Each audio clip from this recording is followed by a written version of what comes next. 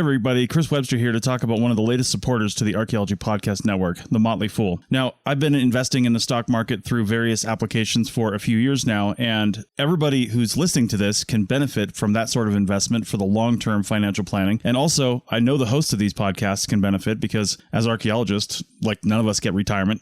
We all have to kind of fend for ourselves. So investing in the stock market is a good idea, but not everybody can do it. And look, we get it. The market is complicated and confusing, and to many of us, it simply doesn't make sense. In fact, where do you even start?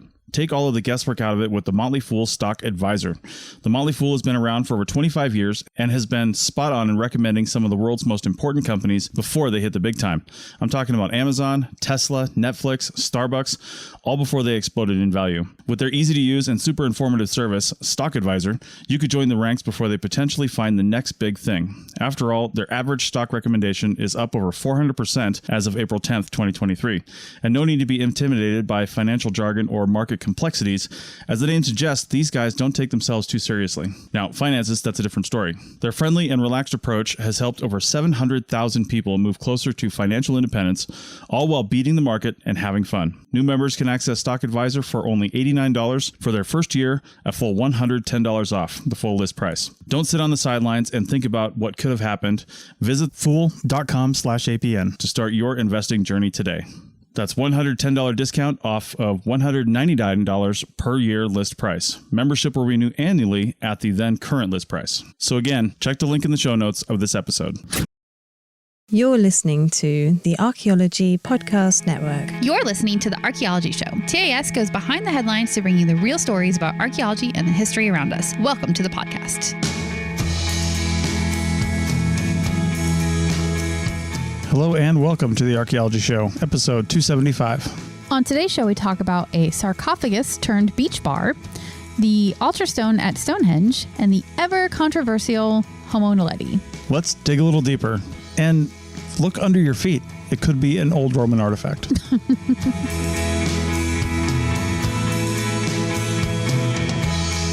Welcome to the show. How's it going? Good. Tired. Yeah. Been a long weekend. It has been a long travel weekend. We're still in Maine. Loving it up here so much. I'm in a sweatshirt right now and it's August. So that makes me happy. I wore like a long sleeve all day today. Yeah. Yeah. So we're in our first weekend, I guess, at Acadia National Park. Mm-hmm. Yeah. And we're actually physically in the park this time. Yeah. Because sometimes we're outside of the park when we say we're at a park, but yeah. I managed to get us a camp spot like in the actual park, although it's on the mainland side, not the island side, which is great and fine and beautiful over here. So, but it's where the big RV park area is. When was the last time we were in a RV park in the national park? Was it Zion or was it Glacier? Probably Zion. Zion? Yeah. It's kind of hard to get into these parks when you're there at the high season and also like with an RV of our size. So, yeah. But Acadia is really nice because it seems like the park has been pretty well updated. This side, this particular bit of park, it's called Schoodic Peninsula, I think is what it is over here. And this is the Schoodic side of the park. This area, this campground has been constructed in the last like 10 years, I think. So it's very much updated compared to a lot of the old ones. Not a lot of tree cover, but like that really works for us when we need Starlink. We Schoodicked right into a cancellation. We did. I have a lot of ways of checking for cancellations and that kind of thing. There's a lot of, this is why we're going to do an RV podcast, because there's a lot that goes into slightly more last minute planning to go to places like this. I wouldn't even say last minute. We knew we were coming here for like 4 months, but 4 months is last minute when people book these campsites out like, 6 months or even longer sometimes. So anyway, well, we'll try to post some of our day on the popular side today, but it was very foggy. It was very foggy and very, very misty. Couldn't really see much, but it was still a fun day over there. Yep. I think tons and tons of people despite the weather. It was still gorgeous. I mean, it was great. Yeah. So, what else is gorgeous? A 1,700-year-old coffin sitting at your bar. Yep. Yeah. So I read this article titled "Beach Bar Used as a 1,700-Year-Old Roman Sarcophagus as Table." Yeah. until a tourist noticed. And I'm like, is there a problem here? Like, shouldn't we use really cool sarcophaguses as bars now? Sarcophagi? Sarcophagi? I like pluralizing things with an I. Yeah, no, I'm kidding. Obviously, like, ancient artifacts should not be used in a social setting like that. But especially probably burial items. Yeah, I mean, probably like this not. Is a coffin. It's pretty disrespectful, obviously. Yeah. But in a place in Europe, I mean, the Romans were everywhere and they left things everywhere. So, yeah, but we'll get into it. Right. So this was reported in the Sacramento Bee and elsewhere, but the one we were linking to is from there. But a former law enforcement officer, and it doesn't say who this was. This was in Bulgaria, Varna, Bulgaria. And it doesn't say whether the law enforcement officer was, what nationality he was or anything like that, or she was, or anything like that. Yeah, it doesn't say anything about them. Really just doesn't say. They were there and they reported it, basically. Exactly. And so this person's on vacation and they're like, this looks suspiciously like something super old. Yeah. So I'm going to report this to the authorities. And I don't even know how you do that in Bulgaria, but they reported it to officials. And officials, I'd like to imagine in a place like Bulgaria or somewhere in like Eastern Europe that you find archaeologists, like there's a team of crack team of archaeologists like at the ready, and they're just like archaeologists engaged, right? And they heard about this and they're like, okay, let's get on it. And they just like descended on this thing. Now I don't know how long it took between the reporting and the archaeologists descending, but the article makes it sound like it was like the same day, but it was probably probably not. Anyway, archaeologists soon arrived and identified it as a 1700-year-old Roman sarcophagus. Yeah, soon arrived as like journalists speak, or came at some point after the report. Right. Could have been a month. I don't know. But anyway, the box is decorated. The sides have carved garlands, flowers, grapes, and several heads of horned ox-like animals. You can see pictures of it. Yep. Yeah, there's pretty good pictures in the article. And there's even a YouTube video from like a promotional video that the hotel did, or the bar did. Yeah. And it shows it like right there. It's pretty obvious. So, and it's in a spot like the first picture you see in the article that we linked to. The bar is kind of gone, and the sarcophagus with a lid on it is basically, or a table on it. It's like basically just sitting on the beach. Yeah. But in the promotional video, the bar's basically built up around it. It's sort of a centerpiece. Yeah. Anyway, the lid was missing, the actual original lid, and it was replaced with a table-like top that doesn't really match the rest. Yeah, it looks much more modern in the picture, so yeah. It was traced to the Rajana Beach Bar at the beachfront of St. Constantine and Elena is what it's called. And they did some digging, and apparently there's May 2022 Google Maps photo of people sitting around what looks like an ancient sarcophagus with a bar visible in the background. And you mentioned the promo video, and the coffin itself measures about 3 feet by 8 feet by 2.5 feet. It was super heavy, but they got it off the beach anyway, so it's no longer sitting on the beach. And here's some interesting information. In Bulgaria, every object that has archaeological value belongs to the state. That's law. That's why archaeologists came and basically took it. So they took it and put it in the Archaeological Museum in Varna. Now, I don't know if it's on display yet, obviously, but it's probably, in the back and being studied. So here's the thing, is it's probably not from here. It was probably brought in from somewhere else, right? Could have been. They don't know. And they know it's been there for at least 4 years based on the photos and videos and stuff that they were able to find. Right. Well, it could have been from there. We know the Romans were there. Well, it does say it was likely brought in from elsewhere. They say that in the article. They don't know for sure. But, I mean, it looks like the kind of thing you find in Rome. Like this is an expensive sarcophagus, right? Like you don't find this in the hinterlands. You find this where there are large, complex populations. So that tells me it was probably in a large Roman city, which must at least be closer over to Italy, if not Rome, right? Maybe that's what it seems like. Not necessarily. They had capitals and things out and around and about. They had larger centers around. I mean, this, 1700 years ago, who knows though, right? Sure. I don't know. I don't know. What it seems like to me is that the restaurant bar thought it would be cool to have this as the centerpiece, and they didn't really think through the consequences of it.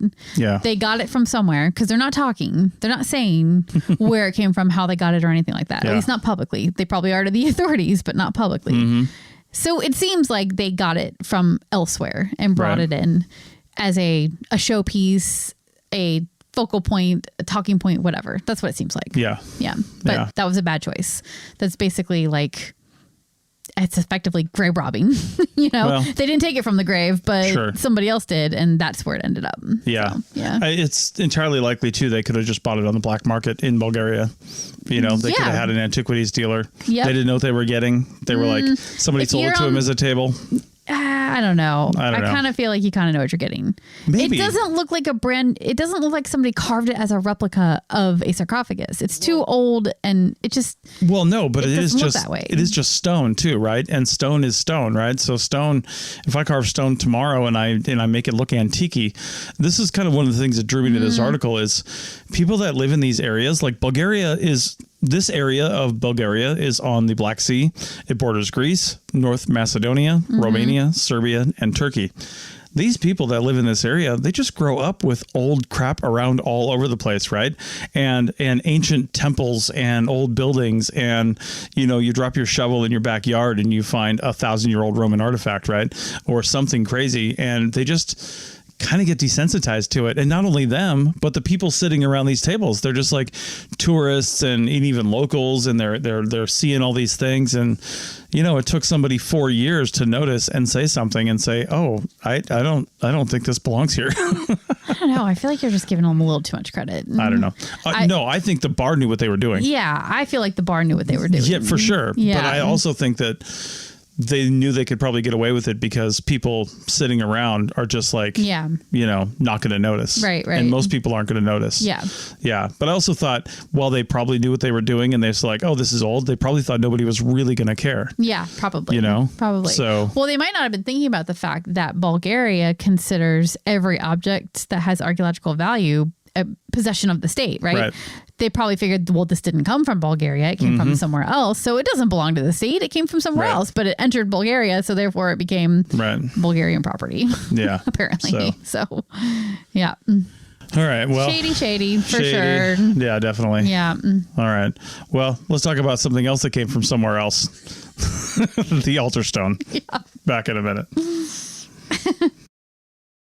Welcome back to the Archaeology Show, episode 275. And speaking of, like I said, things that came from other places.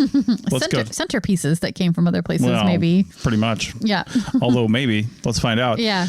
Let's talk about Stonehenge, because Stonehenge is always in the news. It's not been that much lately. I don't feel like, right? We just don't always talk about it. Yeah, but this was big news, so we definitely had to talk about it. So this article comes from the Washington Post by William Booth, and you really liked this article. I did. It was a little bit more like tongue-in-cheek and lighthearted than other articles that are reporting on science are, but I also felt like the science was still really good in it. So it's just like more of an entertaining read than they can be sometimes. Yeah. So I definitely recommend this article. Yeah. It's been reported everywhere, though. So all you have to do is look up Stonehenge and you can find out what we're about to talk about. Although if you just look up Stonehenge, you're going to find a lot of stuff. But, yeah, true. But this is big news. So type in altar stone. Yeah. So anyway, real quick, Stonehenge, it's in England. It's down like southwest of London, give or take. And, it's about 5,000 years old. Yep. Built by Druids, or so they say. Nobody knows. Yeah, so that part's not true. Don't say that. It wasn't built by Druids. It was built by Merlin. He floated the stones by magic from Ireland. Still not true. That's definitely the theory I'm going with. Definitely not it. Yeah, so... Anyway, there's several rings, or at least two big ones, and the altar stone is this stone that's kind of like lying in the ground in the middle. Yeah. And it's just been called the altar stone because that's what they called it 150 years ago. Yeah. Right? When they started really diving into this thing. There's a couple other stones with crazy names. We'll get to them later, but they just call this thing the altar stone. It's not necessarily even an altar. Maybe it was sitting in the middle one day, at one time, just maybe like propped up, and maybe that's why the early Victorians called it the altar stone. Who knows? Maybe they thought it was, but I don't think any modern person that's ever written anything down has ever seen that stone anything but half buried in the ground. Well, it's like laying over on its side, so it's in that's a recumbent position. Basically. That's what I mean. They've never seen it like in its original glory, so to speak, if it had one. Yeah. Yeah. I mean, maybe it's been that way for 3,000 years. Yeah, maybe. Who knows? Maybe. Right? Yeah. So anyway, the recent research that we're talking about here indicates it came from Scotland. What? Yeah. I know. And like, that's not just a little bit far away. That's like extremely hugely far away. Yeah, that's a long ways away. Neolithic peoples to have been moving the stone. So, and we have talked about Stonehenge before on this podcast. Yeah, of course. Like, a bunch of times, right? Yeah. One of the big times we talked about it was a few years back because the blue stones, which are the smaller stones that form one of those, well, there's like a couple levels of circles in Stonehenge, and the big ones, of course, you see in the pictures, but then the blue stones are like a smaller inner circle. I think there's like 2 concentric circles of them. And they were found to come from a quarry in Wales, right? So that was the last big news that we got about Stonehenge. And the larger stones are called the sarsen stones. Those are the big ones with the upright posts and the lintels across the top and all that. So, yeah. And so this altar stone is in the middle of all this, right? Yeah. And this is why I'm really recommending this article, because the way that the guy wrote about it, it was so funny. He said that these names that they gave to these stones, like, 200 years ago or whenever it was, there's another one they called the slaughter stone, and there's no evidence it had anything to do with slaughtering or sacrifice or whatever. And from the article, in quotes, these were just the romantic lurid names that the early pearl-clutching antiquarians gave the rocks, imagining druids doing their nasty business to appease some unholy deities. Right. So, like you said, it's just a name that somebody gave it 150 years ago. We don't actually know what it was used for. Yeah. And like we said, until now, we thought the altar stone was from Wales, just like the blue stones. Yeah. Yeah, we just made an assumption there. Yeah. So this new study is PhD student Anthony Clark, and he is from Wales, and he led this new research into the altar stone. And they basically examined 2 examples of the stone. Each one was like thinner than a hair, which is so crazy to me that they can use these tiny, skinny, thin little samples and draw so many conclusions from them. Yeah. So, yeah. Yeah, of course, taking pieces off these stones of Stonehenge is no longer allowed. Of course. Yeah. You can't even like walk up to Stonehenge anymore, right?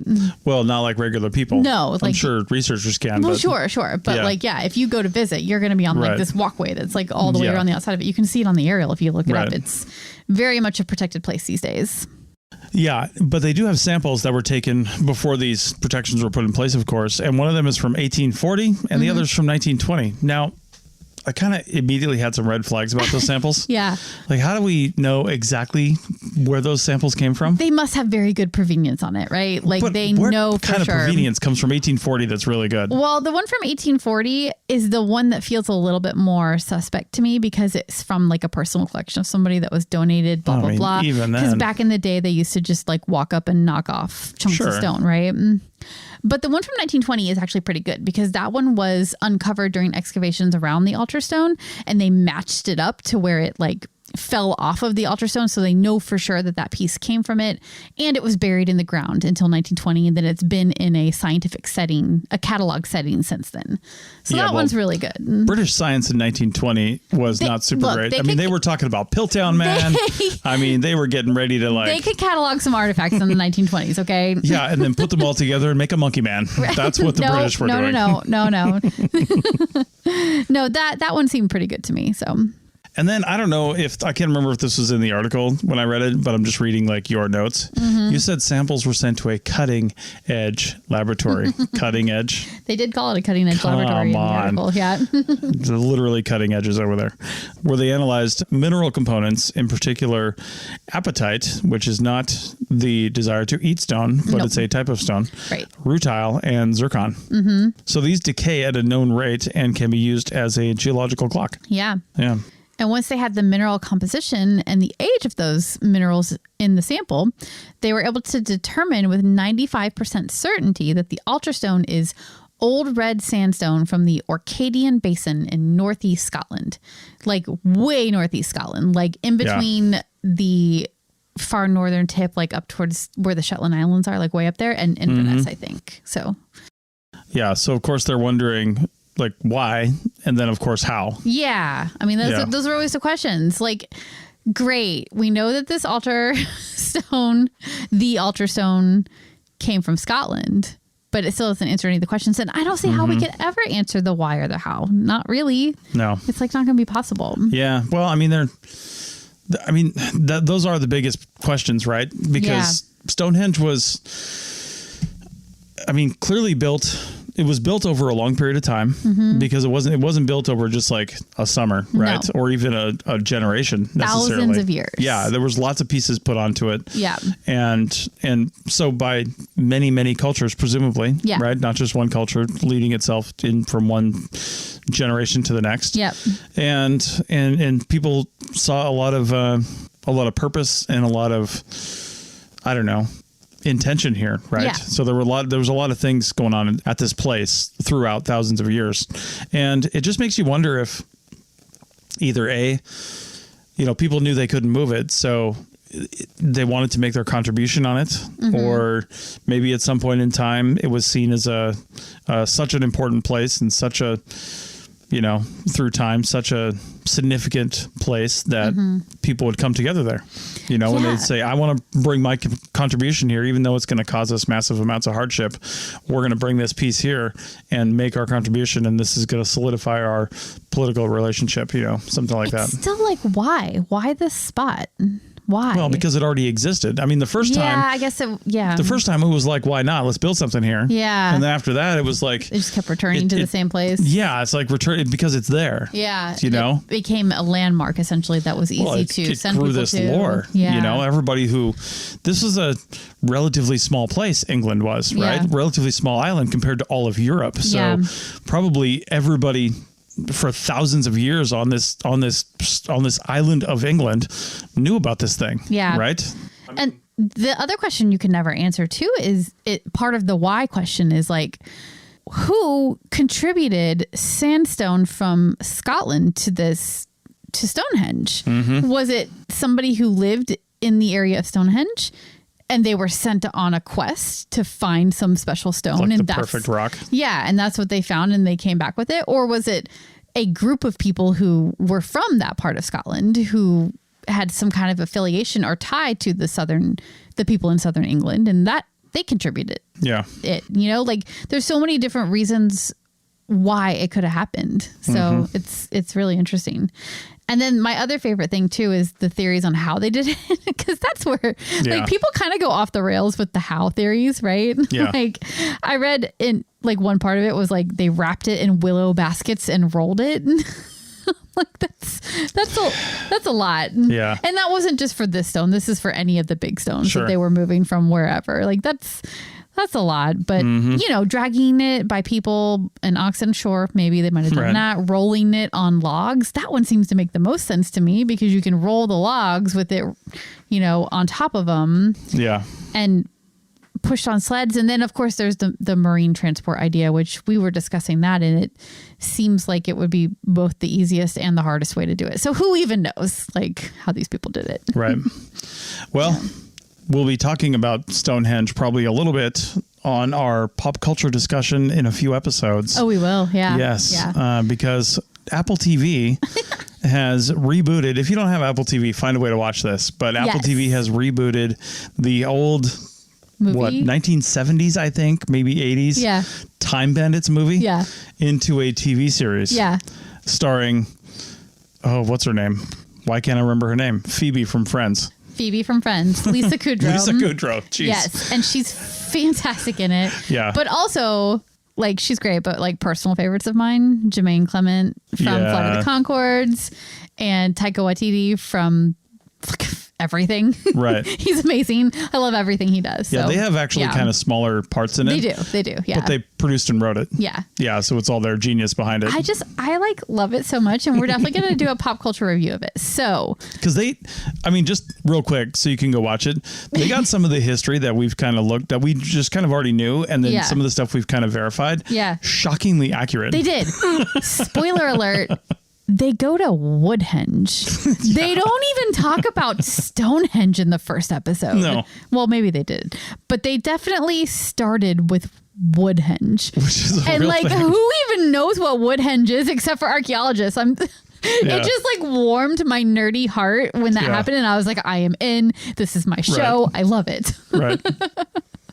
Yep. Anyway, so pop culture episode coming soon. Right.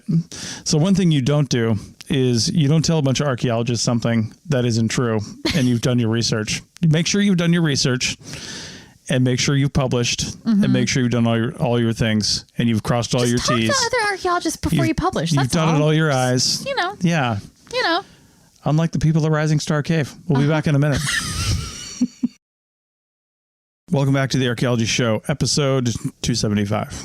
And a few, months ago, was it months ago or was it last year? Episode 246. Episode 246, if I'd only read my notes. If only you would read the first notes. A few 30 episodes ago, So episode 246, according to my notes in front of me. I do know the date because I put that note in, obviously. It was December 21st last year. So it was right at the end of the year. It was a few months ago. I was right. Is that a few months? Is 8 months a few? That's more than one. Okay, sure. Yeah. All right. So 430 episodes ago, we actually it's way fewer than 400. Yes. Yeah. All right. So 30 episodes. Approximately 30 episodes ago. What are we even talking about right now? 110 episodes ago. I have no idea what's happening right now. Okay.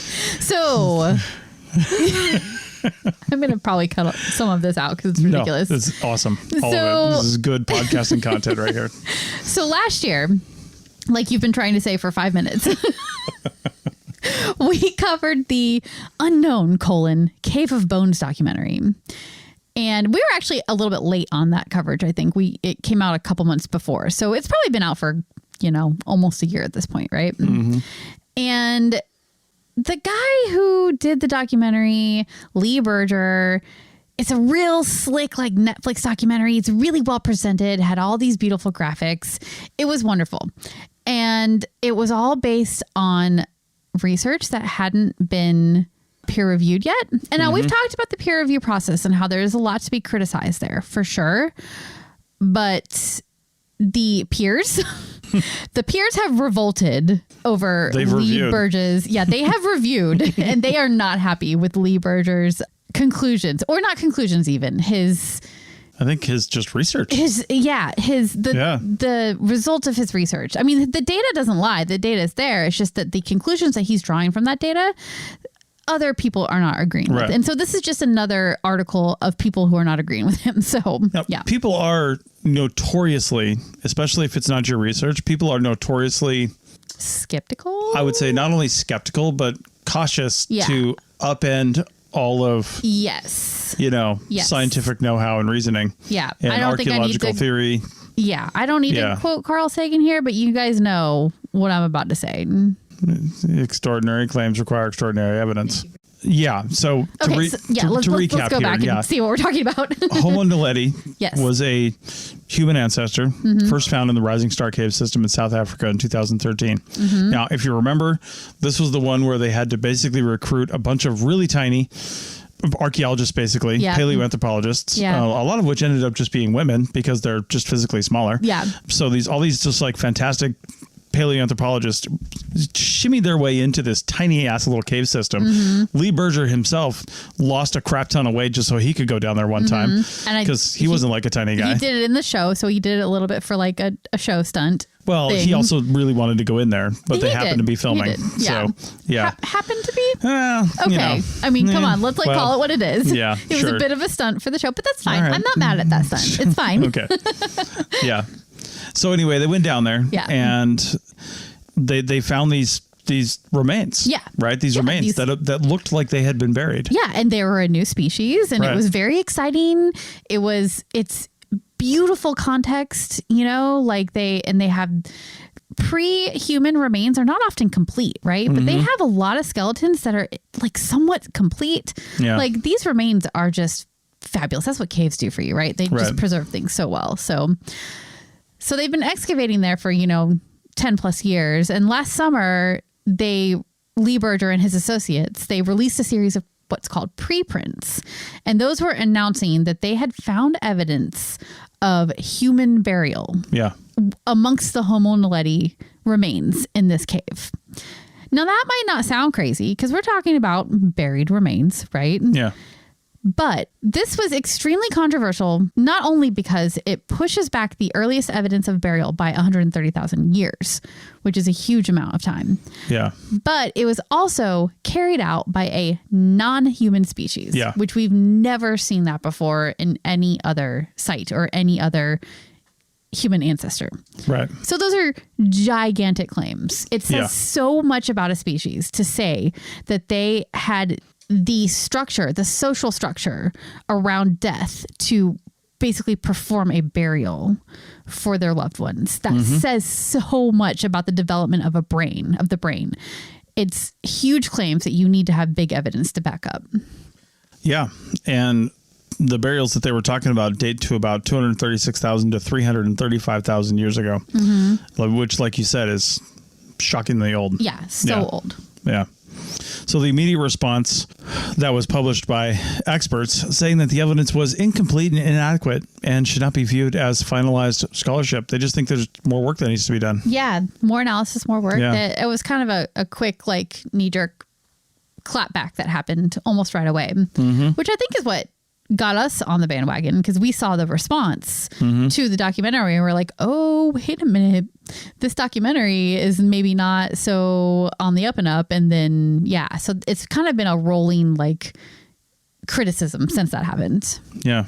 Yeah. And another paper recently was published in the journal Paleoanthropology and refutes some of the specifics of the burials. Berger's work claims that the remains of the Homo Naledi were found in a hard to reach spot in the back of the cave. True. Seemingly laid out in an orderly position and placed in shallow dugout pits and covered with soil. And therein lies the rub. Right. Or the problematic information. Exactly. Yeah. So this covered in soil piece makes it look like it's an actual burial. Yeah. And people are having a problem with that. A burial with intention. Yeah. Like a person wanted to cover their dead family member or whoever in soil to protect them from whatever their reasons were, you know? Yeah.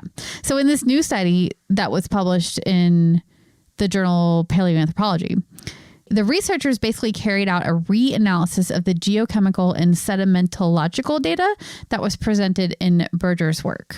And I did go take a look in the article. We linked to an IFL Science article, right? In that article, there's a link to the actual peer-reviewed article. And I went and looked at that. Oh boy, it is jargon heavy, very geomorphology focused, blah, blah, blah. But the takeaway I got from it is they have this really great figure in there where in one column, they put up Berger's work, where these graphs show that the burials were on purpose. That's what his graph was supposed to show. And then in the middle, they put up the same figures, and they reproduced those same figures that Berger created using his numbers and his data. And they sort of walked it back to figure out what variables and constants he was using, because these are math equations, right? This is statistics and math equations. So they wanted to know what constants, what variables, what other mathy things he was using to create the graphs that he did. And those graphs that they created, they said were not using consistent methodology for the type of analysis that he was doing. Yeah. And then they reran all that data using what they consider to be consistent constants, mathy stuff for this kind of analysis, and came out with different graphs basically that don't support burial. So there's your 5-second summary from somebody who doesn't even have a master's degree. So make sure you get your mathy stuff right. Get the mathy stuff right. Well, you have to make choices, right? When you're doing the mathy bits of research, there are choices to be made. You have to pick out certain constants and stuff like that in your formulas, right? You have to. That's part of doing that. But you have to do it following the standard of whatever thing you're doing, you know? And according to these people who are experts in this thing, they said it was not standard. I think to break all this down, what all this kind of looks like is, while these may have looked and felt like burials and there was soil sitting on top of these actual remains, is that what archaeologists know when somebody is buried and the soil around them the soil is put on top of them, even if it's not the soil that was pulled out of that hole. Yeah. As long as they are decomposing around that soil, and, we're not talking about somebody in a coffin or something like that. We're talking about somebody who's just dumped in a hole and soil is put on top of them. Like I said, even if it's not the soil that was pulled out of that hole, any soil, you leave them there long enough and their own decomposition will change the chemical composition of the soil around them. It's true. And it doesn't seem like that's necessarily happened. Yeah. It doesn't seem like the evidence is there to state that may have happened, right? Right. Now, I guess I don't know a whole lot about this chemical composition stuff. And my question would kind of be, well, would any evidence of that kind of like maybe washed away after 230,000 plus years of possible water action and other kinds of things and other kinds of soils falling from the cave and coming in and out? When they said in that documentary, they were going on and on about the like textural and visual differences of the soil around the burials. Yeah, and I'm talked about that a lot. I'm like 250,000 years later. Right. Like, really? Yeah. Like, yes, that might be true, but is it because they moved the soil away 250,000 years ago and then put it back on top of the body? Like, it could be for so many other reasons, I guess, is my problem with that. And you and I have worked on lots of burials we did earlier in our CRM careers. And yeah, sure, the soil is different around a burial, but the stuff we worked on was like from 100 years ago or maybe even 500 years ago in some cases. So like, I don't know. It just, yes, you have a difference there, but 200,000 years, I don't know if those soil differences translate over that amount of time. So well, I'd have to wonder too, like if you bury somebody in a cave floor and that cave floor is still being used for another 150,000 years, because apparently these burials cross at least 100,000 years. Yeah. So if that's the case, then at least some people were going in there still, right? After at least one of the burials was there. Yeah, true. Right. True, so true. Yeah. If you buried them presumably deep enough that the soil would, after their body decomposes, the soil then kind of depresses a little bit. And then you're probably going to have people walking on that burial again. Yeah. So then you're going to have it compacting again. Yeah. Okay. So now you've compressed. Or animals, like large animals too, right? Well, maybe not large animals. That is a hard place to get to. Yeah, that's true. So probably not animals. Yeah. But you're going to have people deliberately coming back there, probably walking over these again, because even generations later or 1,000 or 10,000 years later, nobody knows who's buried there. Right. Nobody cares. Right. And you're going to have this compaction of soil, even from occasional depresses of a foot, even if it's 1 foot every 1,000 years.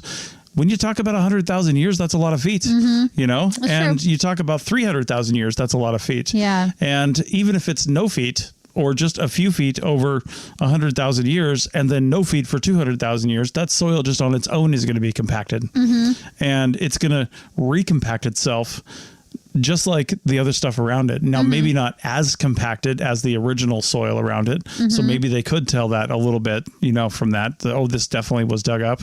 Yeah. This was not. And, you can see some things, but yeah, it just seems like they jumped the gun on the research a little bit. It does. And you can tell too, because in Berger's work, there's a lot of like guessing about what the data could mean, right? Which is fine. Yeah. You can make guesses, but they make guesses in a way that makes it sound like it's probably this. Yeah. Whereas what you actually need to do, and what the people in this new research did, was say that this data does not support this. So it doesn't mean it didn't happen. It doesn't mean that these weren't burials. Honestly, it still does not necessarily mean that. Sure. All it means is that the data that they had access to does not support an intentional burial. So different data or data collected in a different way might support it, but they didn't have access to that. So you just have to choose your words really carefully when you're talking about drawing big conclusions like this, because in the end, you can only say, well, this doesn't support doing that, but it doesn't mean it didn't happen. And it doesn't tell me how it happened. Right. Like if it's not this way, then what's the other option? It doesn't say that either. So science is kind of maddening in that way sometimes, because you don't get the full picture just from like one small study like this. But what is this? All right. Well, I did just get some data in, and it supports this podcast being over. So have you had enough of talking about statistics and mathy stuff? I'll never get enough of that, but I have had enough of this day, and it's time to go. I know. I'm so tired too. Yeah. All right. See you next week. Bye.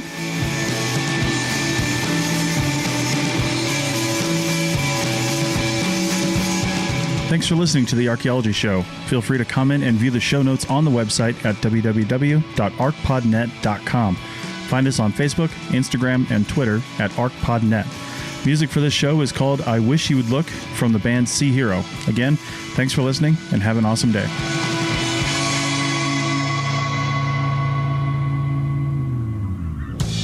This episode was produced by Chris Webster from his RV traveling the United States, Tristan Boyle in Scotland, DigTech LLC, Culturo Media, and the Archaeology Podcast Network, and was edited by Chris Webster. This has been a presentation of the Archaeology Podcast Network. Visit us on the web for show notes and other podcasts at www.archpodnet.com. Contact us at chris@archaeologypodcastnetwork.com.